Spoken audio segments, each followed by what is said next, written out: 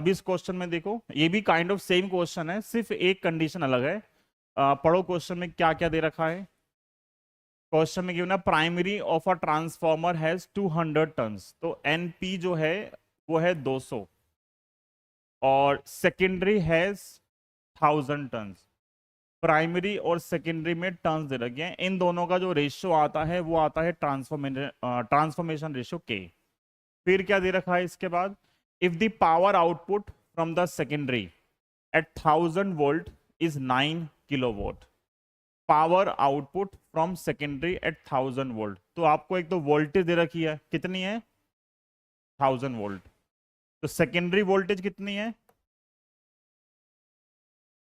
1000 volt, और जो power है आउटपुट वो कितनी है 9 किलोवाट, मतलब कितना हो गया 9 इंटू 1000 वोल्ट।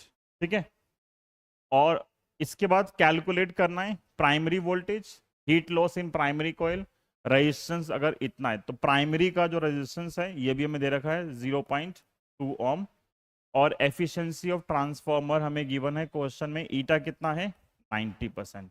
तो इतनी जो चीजें हमें गिवन है, और इसका यूज करके वही बाकी सब कुछ जो जो निकल सकता है सब निकाल लेते हैं, कुछ भी आ सकता है पेपर के अंदर। यहाँ लगे सब कुछ पूछा नहीं गया है, जैसे इस क्वेश्चन में हीट पूछा है डायरेक्टली, करंट नहीं पूछा, तो करंट भी हमें प्राइमरी सेकेंडरी में निकालनी आनी चाहिए। कर दो क्वेश्चन। ध्यान रखना ये जो है ये 90% एफिशिएंसी वाला केस है। तो ईटा का फॉर्मूला क्या होता है, ईटा होता है हमारे पास पावर आउटपुट, पावर इनपुट और मल्टीप्लाई बाय 100। तो हमें क्वेश्चन में पावर आउटपुट गिवन है, तो मैंने इस फॉर्मूले से पावर इनपुट निकाला, ये जाएगा ऊपर और ईटा जाएगा नीचे।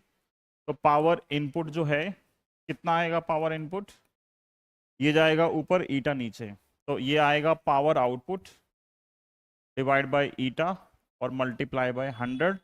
आउटपुट पावर है 9 गुना में 1000, और ईटा कितना है 90, और ये कितना है 100, ये 0 कैंसिल, 9 से 9 कट गया, 1000 गुना में 10 कितना आ गया 10,000 वॉट।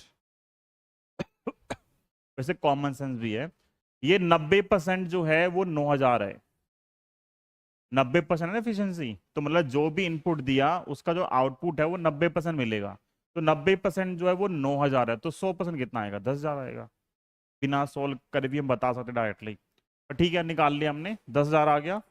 अब मुझे इनपुट पावर पता है या प्राइमरी पावर पता है, क्या मुझे प्राइमरी वोल्टेज पता है, नहीं पता, लेकिन मुझे सेकेंडरी वोल्टेज पता है। तो अब मैंने क्या किया फिर, secondary voltage divide by primary voltage equal to क्या होता है NS अपॉन NP। वैसे NS अपॉन NP कितना है, NS 1000 है और NP 200 है, ये 1000 है और ये 200, कट गया, कितने पे आ गया 5 पे। तो ES अपॉन EP कितना आ गया 5। जब ES अपॉन EP 5 आ गया तो यहां से EP कितना आएगा, EP आएगा ES 5 नीचे ले गए।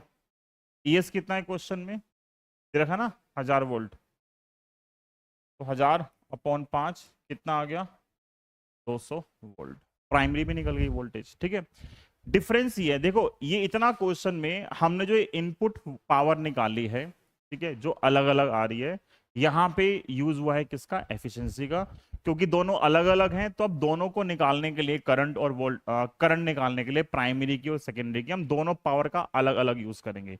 हालांकि क्वेश्चन में मुझे सिर्फ हीट लॉस निकालना है इन टर्म्स ऑफ प्राइमरी, तो मेनली मुझे प्राइमरी करंट चाहिए, तो प्राइमरी करंट के लिए मैंने क्या यूज किया, प्राइमरी मतलब power input equal to EP और IP, और IP कितना आएगा, IP आएगा पावर इनपुट, कितनी है इनपुट पावर 10,000,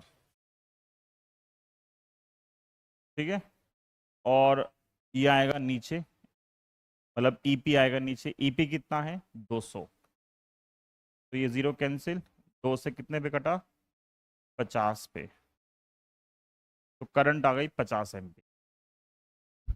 ठीक है, करंट क्या आ गई 50 एम्पीयर।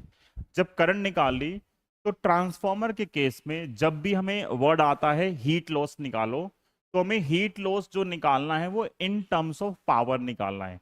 वैसे हीट का फॉर्मूला होता है I²RT, टी भी आता है उसके अंदर। मतलब जो पहले क्वेश्चन पूछे गए थे उसमें था कि find heat loss in given time interval. वो टाइम इंटरवल आधा घंटा, 1 घंटा, 2 घंटा जो भी था। यहाँ टाइम गिवन ही नहीं है, यहाँ बस बोला हीट लॉस निकालो। तो जब टाइम गिवन नहीं है तो क्या निकालेंगे, पर सेकंड निकालेंगे। और जो पर सेकंड होता है वो क्या होती है, पावर। तो जब मुझे यहाँ पे निकालना है कि हीट लॉस क्या होगा, तो हीट लॉस में कैसे निकालूंगा, यहाँ पे अगर मुझे निकालना है हीट लॉस, तो हीट लॉस जो होगा वो हम निकालते हैं इन टर्म्स ऑफ पावर। और फॉर्मूला क्या होता है उसका, I²R। टी भी होता है बट टी 1 सेकेंड है। जो 1 सेकेंड में होगा वो क्या होती है, पावर भी हो सकती है। तो ये एक तरीके से हीट लॉस लिखो या पावर लॉस लिखो, बात सेम ही है। I²R, आई कितना है, आई है 50, और आर कितना है, आर है 0.2। दोनों पुट कर दो, तो ये आएगा 50 का स्क्वायर इंटू 0.2। 50 का स्क्वायर कितना आएगा, 2500, और ये आएगा 0.2। 0.2 से एक जीरो कैंसिल हो गई, 250 का डबल कितना आ गया, 500 वॉट। तो पावर जो है वो कितनी आ गई, 500 आ गई। क्लियर है क्वेश्चन, ठीक है।